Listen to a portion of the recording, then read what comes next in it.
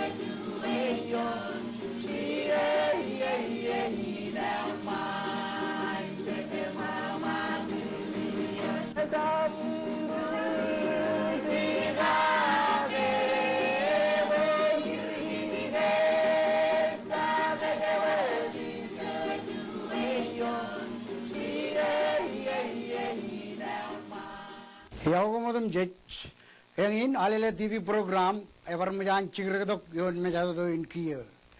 Modada, program in a Pagian in Iloa than management, leverage nan in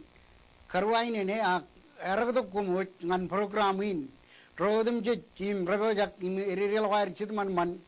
Igichian program in Ilochadan and Rainin. Program in Anan Praino, Rajang, Nanam Ligada, the team very pen program in. Iloana Kamakit Kajut, Shion Majadone, Nadijagain, Kapijoratolok, emailing Wawin go and at Bugidok, Kaingan Algo, Chabanganan or Kajida Dokagi, Ukurego jet, him Wawin go Rabalang, make Kair Walok, him Majaloku Chimmer, a child program in what. Can mean, a Rajang, Boyon George, him Kobai Ben, Iloana, Magadion Majadoin.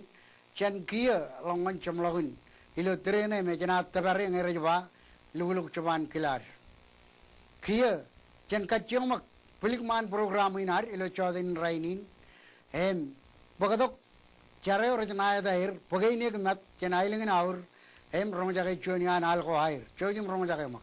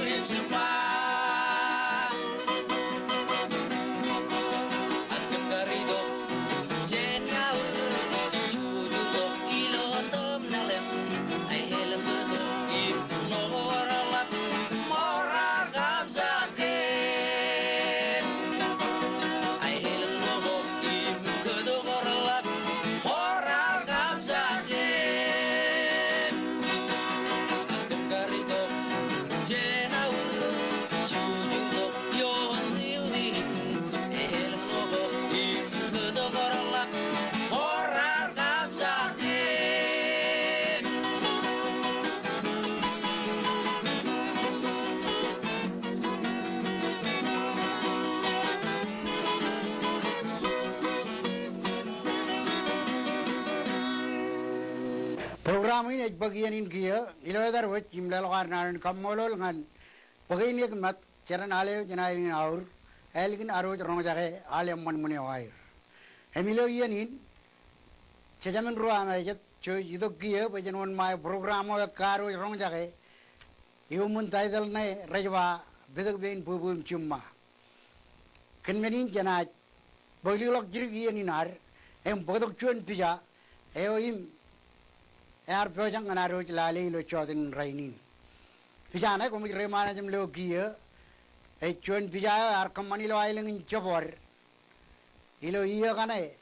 Chontojin Ranjan Bugurong Chonamania, in 1 month. Armit rain, Ilo Pijain, come with Remanajam Loer, Rachel rain, Rugagi Rollat, angar chern rar gron elgin air gar rio lojan chugulo ala bilom mot rar ekabit ngan ragagi alat lain kap karana chudak ilik em karana chudak yan chijat yan ming imal larik chirirgne awle armi jarana ragagi wot ragagi alat chino jal larikna chudak er ilo lain na ilik edan larikna langitulok edo juan ragani ang ini bulan Mac edo kan armi chala Mac em lalabna chudak wajidrun me jadat ako chua lalabin majid edan lalabna charaelang em karana idrun karayo idpen er yojalojan mot chuan ragagi alap edan liane libaun kering majid em idongan karana chijat tuan min lurene barchuan keren ragagi alap keren ailang laplap agar chugula chailo ian kanawat em lana chijat ravilan lajedo em karana chijat yan buj marang jaban dada karayo ben ravilan lajedo edalliane lijawanne ragagi rein awale brachuda gijin em jan me kajbalagir jan meurin eor ronejir rej meurot imperrainin najin ravilan lajedo kap karana ben lijawanne egar larigna chudak cecep jala eu kiye meurge emijege elang meur rej barodilo ailing lat larigna me rejnayadan mach ak langidulok em ebaror chain kare ak chadin edair luich wine barjat roragar perilo ailing manolat kiye najin luich eor chuan very very rainin image kamdo ilo high school edan perak ka parchuan ligaw jadin edan done chumma irrona chumma ligaw rana ro eballang najin mach laring ne kap kararo jat ragar perilo ailing manolat rabari peru rainin kiye pijain kalikar jagin kar armij rain ilo pijain rej walo iman mejaro chodenin rechat armij ro ralat im charan ro nagar chilgin dagir ibalagin majalin nganair regagi kalablong maramin koj beleo lajedo agar or iya go agar charwali lo ailang liget armij liget ramlele kage po ajri rain waj najin ragar peripeni lo ailangen ilo iya gainwat iya go to kalik yar par ragagi lo elang ailang irada kami relik karana lureni yar chuan karain ragagi echalogi pen agar charwali lo ailang kayeng ekka liget ailok udragin majid agar chuan karain ragagi labalat emaj kar ordeini boin chuan karain revelan parainot karana chudak libon lana ipen agar jab chuan ragagi alat padap karana agar yojalojan modam idok ragagi labalat chadiya to galik agar bak lalabna charaelang chedrein armich eba ay relat ilogar ran ko moda ragan ido idak rawni majalin kalabalok maramin koj belo elginan mijniri roj kalawre to ailang kain ilo iya na chuan to jun rali to bugilim ngol chilim juan to ilgin ailang in ebon ruby togelik jongol juma iya togelik rar epok rijgul jan pelagin ailang kain kap kilbat nawro rojari longan kucha chugul ilo Christian training eujan lag riyo lok chedrane chejloer kiyo iman mejer armi jrane awle praj perilo pijana chodinin ragagi ala bawle jan program in kemlelegir kap iyo cherbal ko air kari jaging yain pijain ar kamandi elanga kumkaran bugi melele ko rallok ni melalok ewe perak im doine rej barodi perrainin kum marong sidramair edale cheragin bujin air agalanga gichel lurene ewe kebak realang romatan ngagijel libawin im cheralang remeji rain ewe programin kap remeji rojet rabojangin kemlele ngan kum karwon rain mi ukar karir kenege cejbog melo im kodak melo ilo programin jar kwalok pijagen boyalange kumar pa changni ware o dar mejrein matami ilo ami gerjablo turun mejair rong jage hot cibange win alele leo jangani im yalanga konan idong kan alele im cibarigi pogon marong pugi jadam chole to koralap im mai aurek kam mai nugune am engane pijayo programin agar kabotong nganchodin rainin jenazah mag gia jen pijayinim jenazah on malagot emilo yenin elgin aro kemem logen kijugen pijayin anro nugur jenazah pajarak cirik yung pagatomak chori gilo ejmur nganair magat iman mejarwo gilo chodin rainin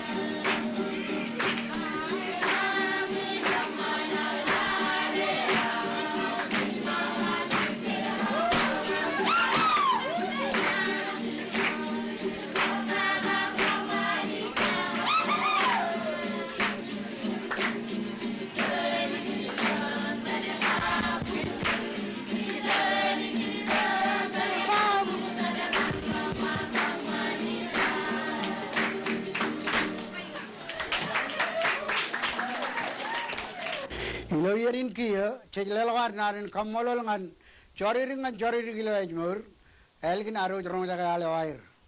hem kia janaji dok bejen kejeblak kejuj ngan aro kobalok ilo bedak ben bubum cimma imwat chunian capan kanan go elap ari dok kajidak igicen hemin nana ari dok kajidak igicen ngan chodenin pen programinen kemlelegi lorron nani lorron ebayan lap im lap ogujan ken ge berber ot yon tarina go ak menner tororgen ba khaida ko lorron melelein nanin yube programin nan kemlelegi pen chapjok ajri ro ri kabro re rong jage im rechang kar melelegen nani lorron ilo tarina elang ngeje tarina jan jinun ngan jamlog ni mechelok mujigak ego dan menen kaidak ag im ekair ba imio imin aga ilo kaidak yo aga lange kain tarina rodane rejibe illo bar chelglok illo bar ibe ego edan kain ibe rodane lorron emarong or wali de menalin air lorron ag ibe ngandron ilo tren air business pajek moneron kajin luch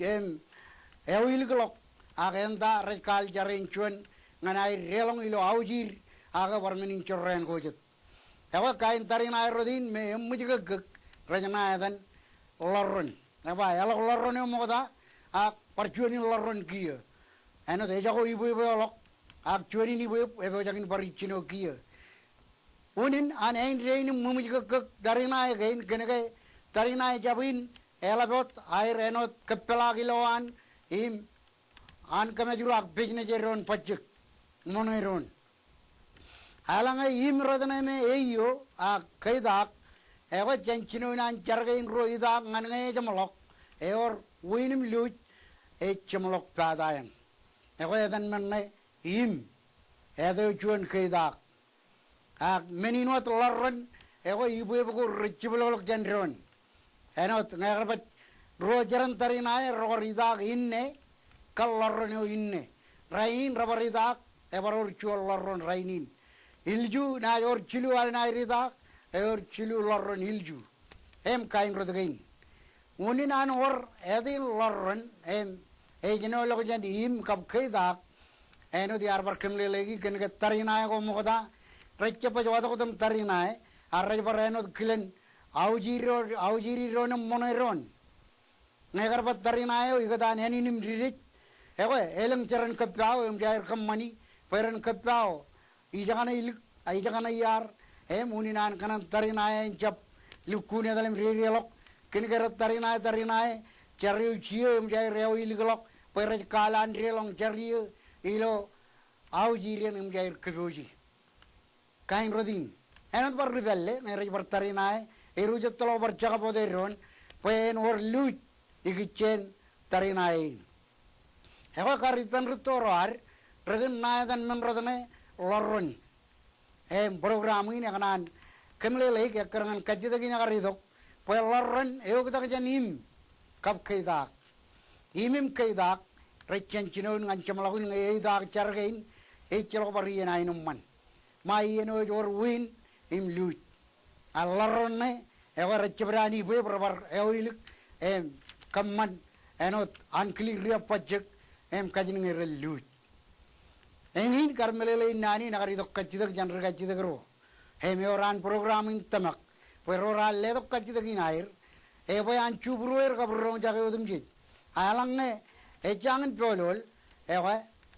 alile belok rongule menawa chon ran nganam ribugi im dalonge im pugudi melele ko jai guji a melele ko logo remulal im repelok ken pojakin cibangyuk kia je magicen lorron nani nagari dok kajida gicen emilo yenin jenaj barpodok ceranale jenaj lengin aur bagini ke mat nganar rong jage barale wair ken karwo chojung rong jage mo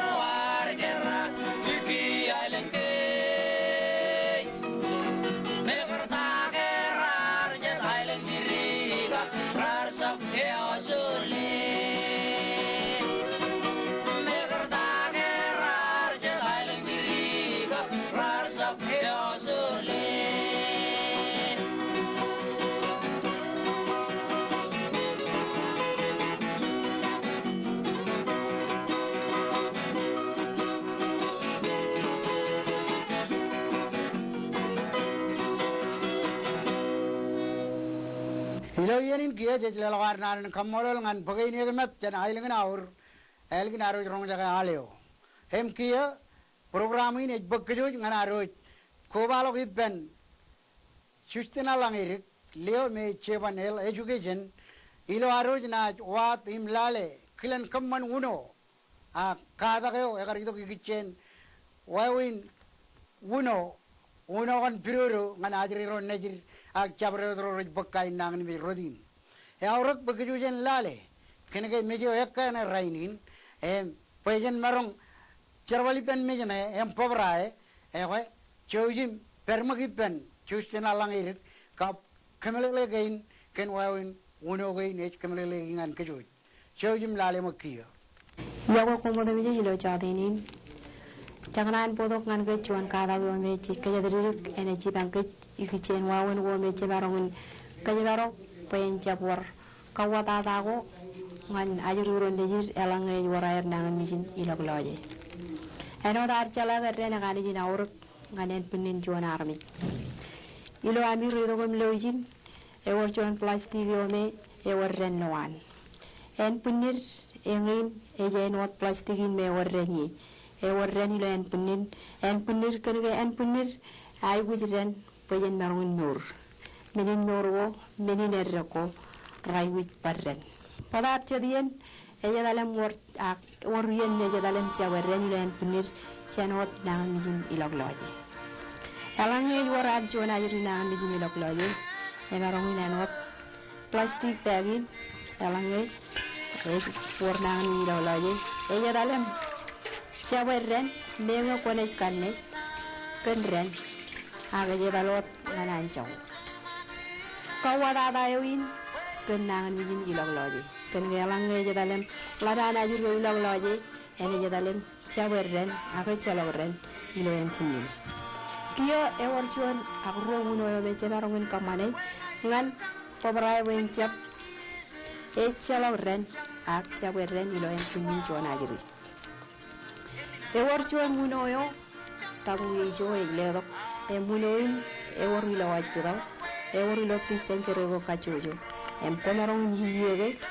pogon marong kai da ajiro nejum pen cap cawerren iloyen punin ngani kwalak klen ar kamane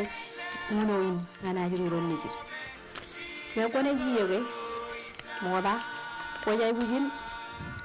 kapalaga tagjo legdi na iloan chuan picha indren kanada yaledan kopan tagje na iloan picha indren imelang ngemit koilerok chuan kwadin kolain ewo yaru pe mejen pokon marungin kajar bale nganam chong aiwit pogon marongin karigi ipen tudain ilogloji kia kwaledok kochongwe tarin chilu kenin aiwit em karigi na ipen tudain chuan tarin chilu kuo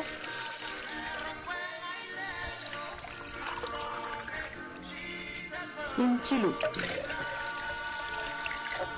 kalau saya jam kerja pedron, boleh bercuci cipun,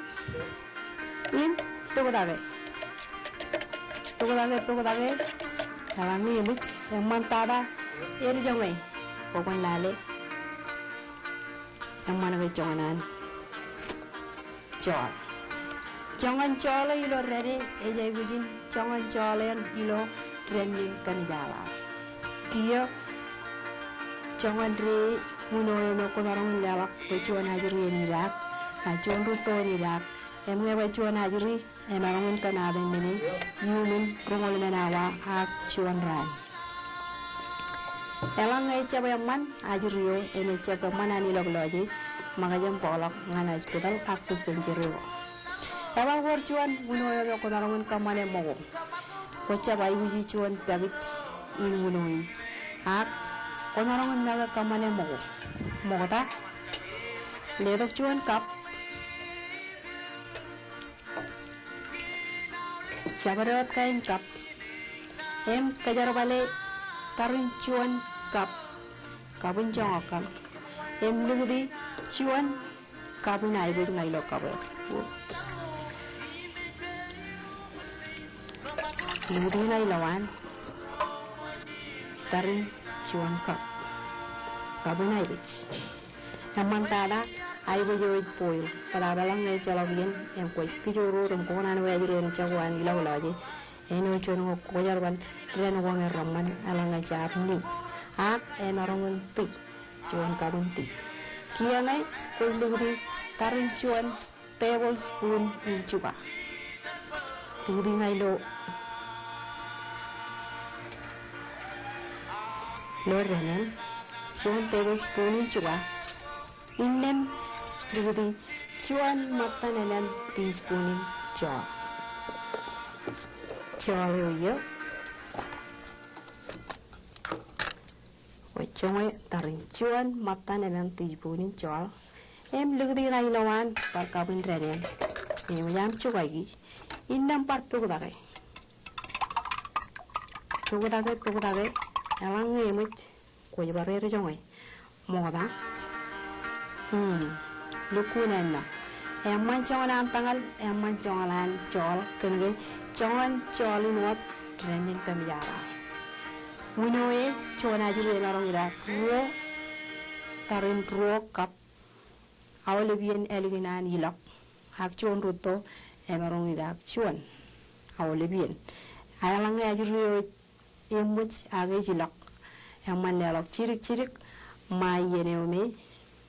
ejawani lok loje erge ine chedian uno me ko darongun kamane mogo ko che pai buja dan ngano pidal cholok chinu chen a ko darongun le dogot kabin ai bujen ko bai ten chuan tablespoon in chuba in chuan matan ngan teaspoon in sa chedian ne marong ine chologar chubun in chama dia ko darongun kajar bal pin eno agar moda ko darongun ligut cuan kabun ai wit nai lo cuan kap enalang ngai chalagan chubunin chongok kajar bal tim awle bien quality moda jenan narungin chuban enalang ngai numich kia kajar bal tim ligudi tarin cuan rogin chuba mai lawan eno tenit jangan rio inem lugdi nai lawan kaban par quality par kamrai gi inem kajarbal harri go chilu meche jaba nen kus em kenji chale tarin jangan rio yang bal lugdi ai lo renen inem par pugdage Indang parir jangan. Yang lain cunian, puno ko no konorangan kamane mo. Alang ngay ala ancol, ya kawarana. Ngalala ko jawin baligit sirug jiwa, payin japkani jan lagancol. Alang ngay oram kacidak takata roam, nawajar roam, akan roilo obijan preventive health services, preventive health center, yung parainot publican na yero kempro jagun wak sabro kace to kuwa yang ane echonian kala ko me jagar podok chano vision education ngacus dina langir kunai hilo yani jet lelgar nanen kamolo lelap ngan el education ka pajin agar walok ka chebani nair elgin aro jillo emlele ken kilen kamman a cerbali uno kon piruru ko ngan ajri ro elap dada enodan auruk ngan mur em kia jana em mag janir em ilo yenin cek bagadok rubenado aro chuan ilo lalinar em lin kon bojangan lo kia kapubenado inan limgit pelu chojim ko ba magit panilo tring yo me jito kia ngana kwala pubenado in mogadada ina kwala ilo manit eno dar chala ilo ran ko to Egan lang wa, Korea tororar kebodi. Ag Elang wawin ko rar parenot. Giya karangal izin. Kan ka pa nato init pagtok. Pa nato kun rajin. Meto labi kataan. Ano mejuruin. Cuan raja kan anu din labi alawanin. Kataan ailingin kap. Ailingin reyar. Ijo jingan. Kena iba. Walakon. Roro pajak gigajan lok William tumeto. Emilio yeni nitan kwala wawin manut. Enana nga juan wai charak. Eme kata ka juan ot karailo wain. Eja igu roa chilu. Emalanga chalak. Ko ja igu pagjuan menin meurio mena. Kayin reja da karain. Pena walok menin chorren. Lamaro pajen merungun pagildak chalaina kaki. Roa man error chino charak do jena ilingan anno. Em jai ro ko boy wai ro. Ta ko error ka boji. Em jai ro ligut. Chongol re ka aja ji lo man. Im wai ni go. Ora no de ni go. Ijo go wai kayum jai ro ko boy men gain. Leo me yunin me urngani ro. Pal be ro yunin me ur. Joni lo jabai, joni lo marmut. Ebang ina pat peoni uji lain, kona ka peon wain. Erro tu peo ala lagale rajin ejeri eyaya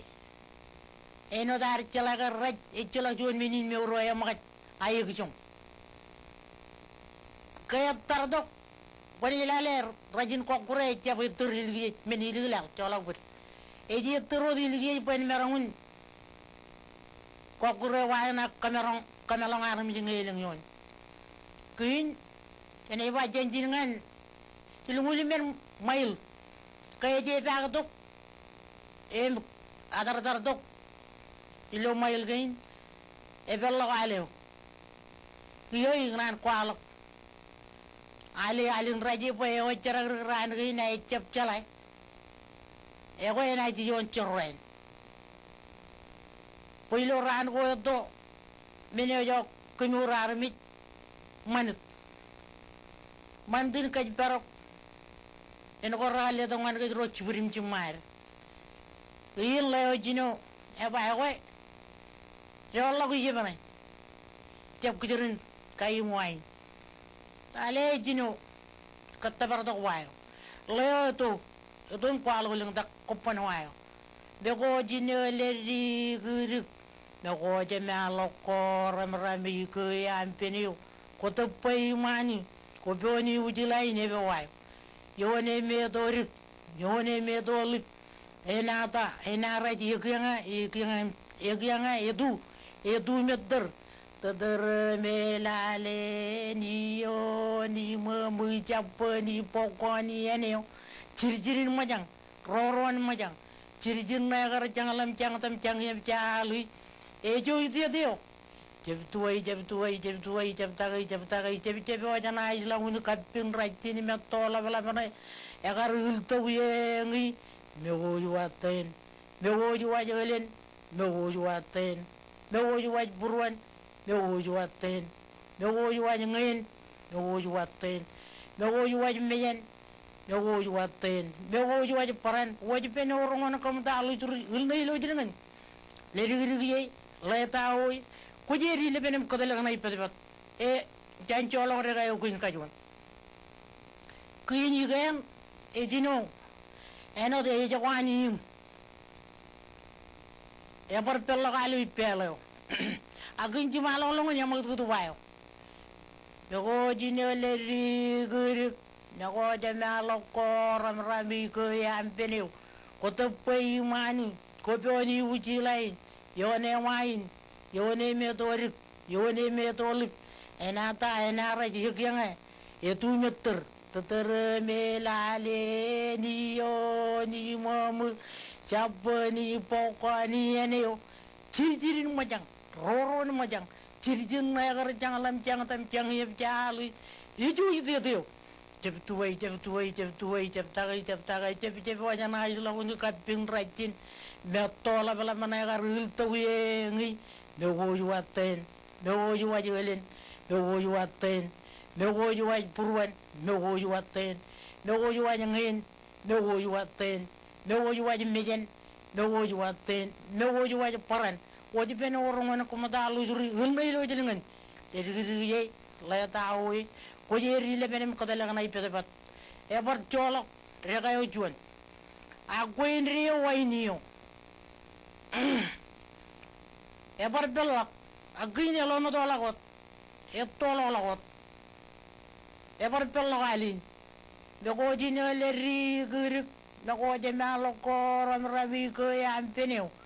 ko to pei mani ko boni uji lain yone wain yone me dorik yone me dolip ena raji yanga 2 meter tadar me lale ni yo ni mo mu japani pokoni ene cirjirin majang roron majang cirjin ma gara jangalam jang tam jang yeb chalu e jowde deo cep tagai cep wajana ila unu kaping rajin me tola bala mana gar ultu yengi be wo yuaten mo yo ayelen mo yo aten mo yo ay purwan mo yo aten mo yo ay ngin mo yo aten mo yo ay mejen mo yo aten mo yo ay paran wajben orang wana komata ali turi unai lo jelengan lerigi ye la tawe ko jeri le benem ko dalang nay pepat e mo tala ko borol agin ero jarak e orjon wajala kuminajar na wajagatan wajala na hada mejat wajala ni chaptalang na alben ko na agin yemen agi jo yar wala wajala in tene ligip belele wajala in roro ba e charaga ta mejudio hili porore rajin kan gatalang rajin e karangan dukun mat elanga ko na jay gujin chala wajala in kon ci bare religiya paran lew yu lain ba kon meron kabla raji pada ilo ran gain kenan no to meran eno de jagola kajur gain ay jogo raji lo di e malangi buram ngagamitan jarak to janano raji ba lale limarana ba encap tojuan en mut pinin mana pa raji yo ngi tardo tarda lon ga ran gain raji lo ay jogo e orjon wa won par uno alange e diru wa e ko dilaga do alaga dalak e orjon pawen kaisit e kado e mujudian punina armit ko chabaloy ko la la jen riawat ko la redo pujin pego roju em kang armiran e orjon uno ko jora yu kaballa ko kelengi lo meul taweng kelengi lo meul tawr kelengi pawen kaisit kalnen kalben kalmejan kalparan kalbabu kelengi kilengun pa ko chigin e ko bana do ini alig di lo chat e karangan pagdong ilo yenin ngan ko pan rubaben ngan chigin pa bana do ina an toro chubim chimar ti charan nga rajago agra ini ti kategori pa an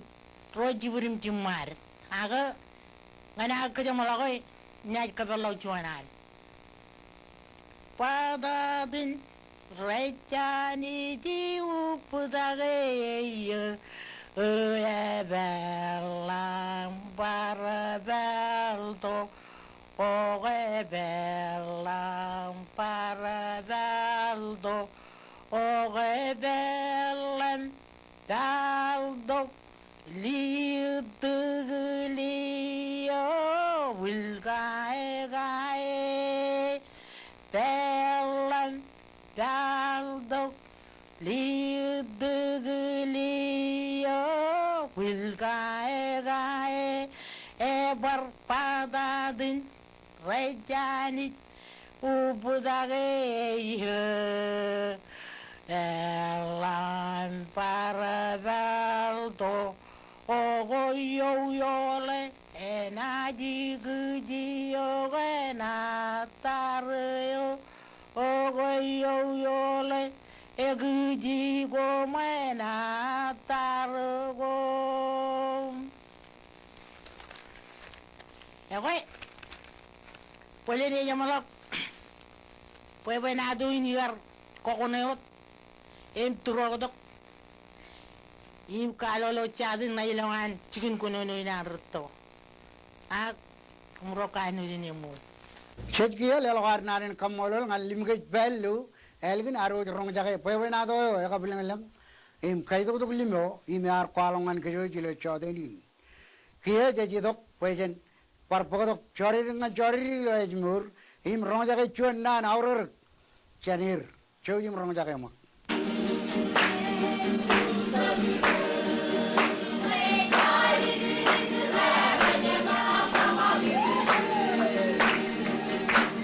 Iyago como te mijit ilo chatin rainin ala bar manana wacha bar marung ko ba do temi nganar podok chedian magdo to come raj matano dandingina nejnur ilo iyo jabin eno gar wi golak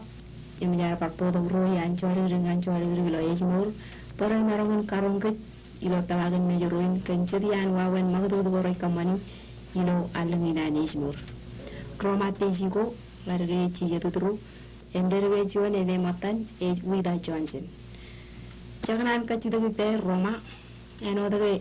Aldewin John Aldewin Ejmur, the other Anijan Laptojan Pajan Kamani Magadugo, Ilo Aldewin and Ejmur. Roma Omonchistina, Morana, Inoran Karba, Alingin, Alingan Ejmur, Jaganan called Alingin,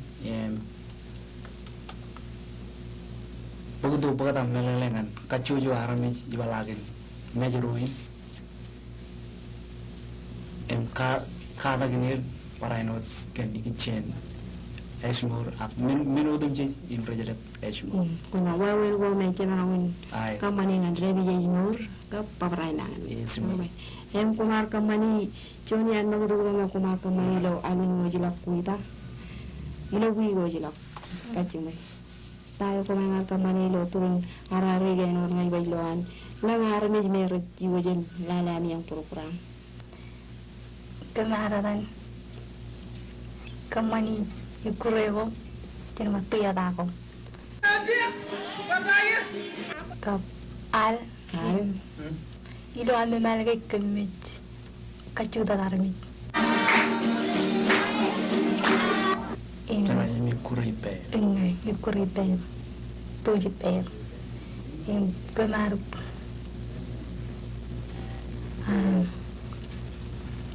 ya paling kita ini pura kumar kami, no tahu ngai loy mangka kita. Ini tiada.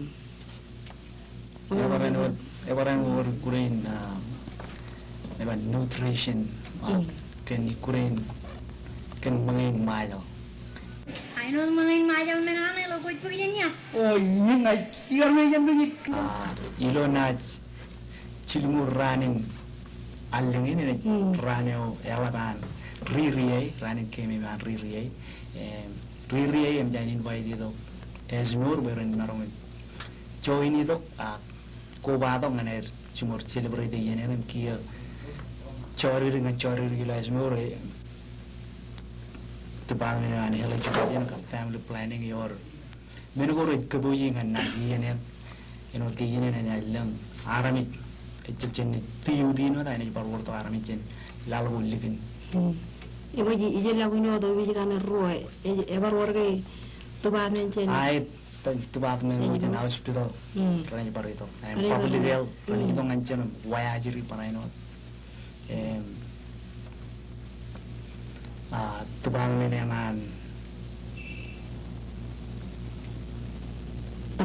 tangan nutrition high blood rani buat perenya itu loh mamanya cara kana yan magatu kome cari gering ilo ejmur ko bala ko pen raya ane ejmur obi juga ro family planning ala juga jen public health ro pagaron wa na jiri raya lam lagun kamane ilo ranin cerere eberol silumur ran ilo eriawan Rabat Dreamers Enterprises aksai ba riri ai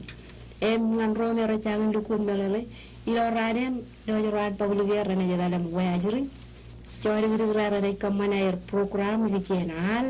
igicen ukurego drama go awalep kain magdu do merecilet ejimur im parainot ene juara kata kan CPR alak eu me pagaron training analysis dan rom menduai bro ene baru jen kata igicen kata gun ro ramana kan wawon go chamaron kamaningan iring alangai borcoren em parainot division me pagaron tangal tanai barat perijan ngan papadadak ngan romer ngan lalangai oraer nangan bisin tangal enalangai kual saya we pangan rocet